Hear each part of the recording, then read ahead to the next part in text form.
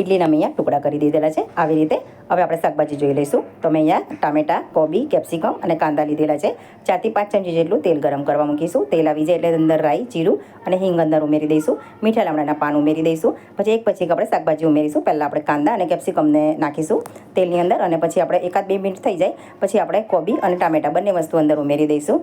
બધું 4 જાતના શાકભાજી આપણે થોડા મિક્સ થવા દેવાના, આવી રીતે 1 મિનિટ જેટલા થવા દેવાના. પછી બેઝિક મસાલા, લાલ મરચું, હળદર અને ધાણા જીરું, મીઠું ઉમેરીશું સ્વાદ મુજબ, અને અડધી ચમચી જેટલો આપણે સાંભાર મસાલો ઉમેરીશું. બધા મસાલા ઉમેરી જાય પછી એને મિક્સ થવા દેવાનું. બરાબર મિક્સ થઈ જાય 1 મિનિટ થવા દેવાનું. પછી આપણે લગભગ અંદર અડધો કપ જેટલું પાણી ઉમેરીશું. પાણી ઉમેરી જાય એટલે એને પાણીને થોડું ખદખદવા દેવાનું, અને આપણે જે ઇડલી બનાવેલી છે તેના ટુકડા કરેલા છે તે આવી રીતે અંદર ઉમેરી દેવાના. ઇડલીના ટુકડાને બરાબર આપણે મિક્સ કરી દઈશું. ઉપરથી આપણે કોથમીર ભભરાવી દઈશું. તો તૈયાર છે આપણી મસાલા ફ્રાય ઇડલી.